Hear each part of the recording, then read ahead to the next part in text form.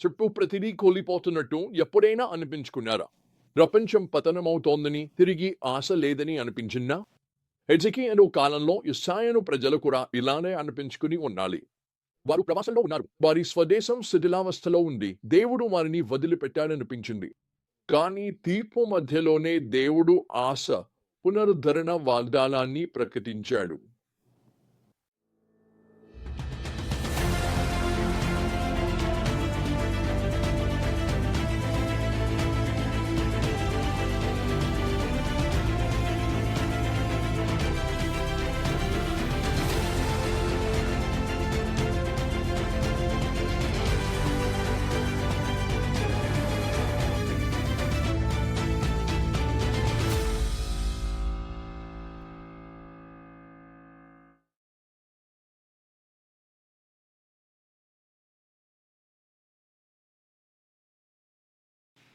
ఈ భాగంలో ముఖ్య సత్యం స్పష్టంగా ఉంది.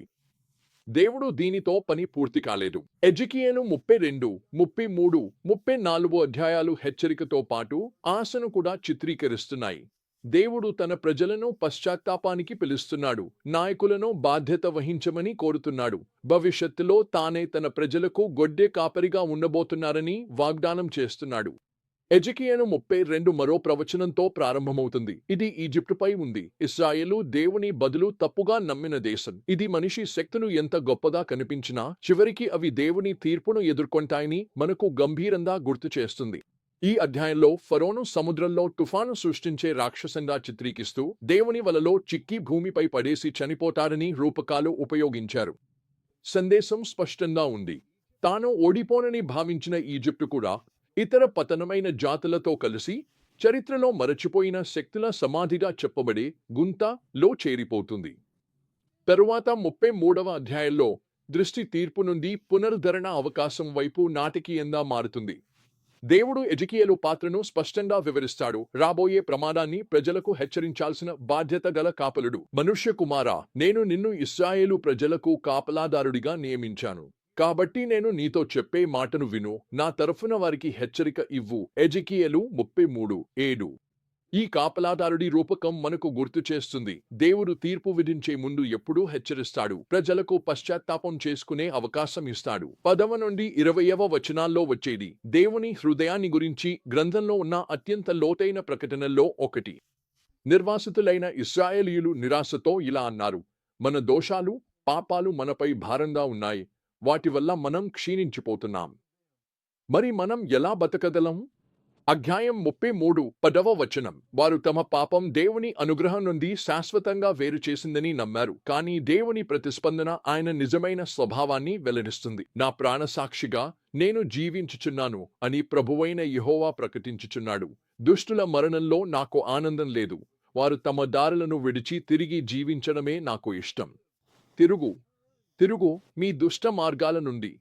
ఇశ్రాయేలు ప్రజలారా, మీరు ఎందుకు చనిపోవాలి? అధ్యాయం 33 వచనం 11. ఇది విప్లవాత్మకమైనది. దేవుడు తీర్పును ఆనందించడు. ఆయన గాఢమైన ఆకాంక్ష పునరుద్ధరణే. గత వైఫల్యాలు ఎంతటి అయినా పశ్చాత్తాపం ఉంటే పునరుద్ధానానికి మార్గం ఎప్పుడూ తెరిచే ఉంటుంది. తర్వాత అధ్యాయం 34 ఇశ్రాయేలు పతనానికి మూల కారణాన్ని గుర్తిస్తుంది: నాయకత్వ విఫలం. దేవుడు ఇశ్రాయేలు గొడ్డెల కాపరులను, అంటే రాజులు, యాజకులు, అధికారులను మీరు మీకే చూసుకుంటూ మందను నిర్లక్ష్యం చేస్తున్నారని ఖండిస్తాడు. అధ్యాయం 34 వచనం 2. ఈ నాయకులు బలహీనులను పట్టించుకోకుండా తమ అవసరాలు తీర్చుకున్నారు. మీరు బలహీనులను బలపరచలేదు, రోగులను స్వస్థపరచలేదు, గాయపడిన వారిని కట్టిపెట్టలేదు, తప్పిపోయిన వారిని తీసుకురాలేదు, పోయిన వారిని వెతకలేదు, వారిని కఠినంగా క్రూరంగా పాలించారు. అధ్యాయం 34 వచనం 4. దీని ఫలితంగా ఘోరమైన నష్టం జరిగింది. బొడ్డెల కాపరి లేకపోవడంతో వారు చితికిపోయారు. వారు చితికిపోయినప్పుడు అడవి జంతువులకు ఆహారంగా మారిపోయారు. అధ్యాయం 34 మరియు వచనం 5. నాయకత్వం లేకుండా ఆ దేశం పక్క శక్తులకు బరిగా మారింది. తర్వాత 11 నుండి 16 వచనాల్లో మలుపు వస్తుంది. దేవుడు ప్రకటించాడు: నేనే నా గొడ్డలను వెతికి వాటిని చూసుకుంటాను. ఆయన ప్రజలను లోపభూయిష్ట మానవ నాయకులకు అప్పగించడు. దివ్యమైన గొడ్డెల కాపరి స్వయంగా జోక్యం చేసుకుంటాడు. వారు చితికిపోయిన అన్ని చోట్ల నుండి నేను వారిని రక్షిస్తాను. నేను వారిని జనాంగాల నుండి బయటకు తీసుకువస్తాను. ఇశ్రాయేలు పర్వతాలపై వారికి మేత వేస్తాను. నా మంచి మేతలో వారికి మేత వేస్తాను. నేనే నా గొడ్డెలను చూసుకుంటాను. వాటిని విశ్రాంతిగా పడుకోబెడతాను. మానవ గొడ్డెల కాపరులు చేయడంలో విఫలమైన దాన్ని దేవుడు ఖచ్చితంగా చేస్తారని హామీ ఇస్తున్నాడు. నేను పోయిన వారిని వెతికి తీసుకొస్తాను. దారి తప్పిన వారిని తిరిగి తీసుకొస్తాను. గాయపడిన వారికి కట్టేస్తాను. బలహీనులను బలపరుస్తాను. 34వ అధ్యాయం 16వ వచనం.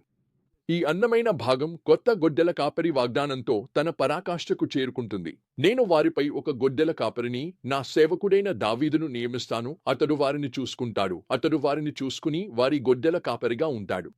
34వ అధ్యాయం మరియు 23వ వచనం. ఇది దావీదు వంశం నుండి వచ్చిన పరిపూర్ణ గొర్రెల కాపరి అయిన యేసుక్రీస్తు రాక కోసం ఎదురు చూస్తుంది.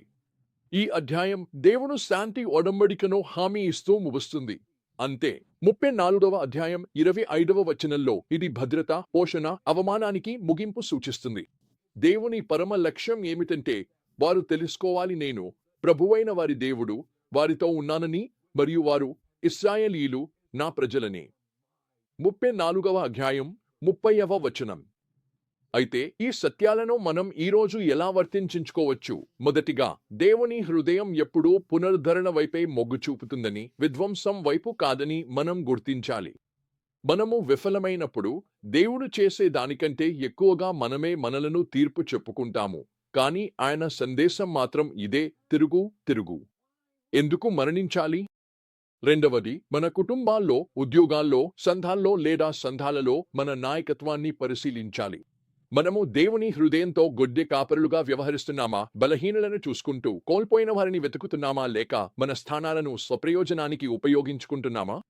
మూడవది, మన ఆశ చివరికి మానవ నాయకత్వంలో కాకుండా దేవునిలోనే ఉందని తెలుసుకోవడంలో మనం ఓదార్పు పొందాలి. మానవ గొడ్డె కాపరులు మనలను విఫలపరిచినప్పుడు అది తప్పనిసరిగా జరుగుతుంది. మన దివ్యమైన గొడ్డె కాపరి మాత్రం నమ్మకంగా ఉంటాడు. కొన్ని నెలల క్రితం నేను క్రైస్తవ విశ్వవిద్యాలయ విద్యార్థులతో ఒక సమావేశంలో ఉన్నాను.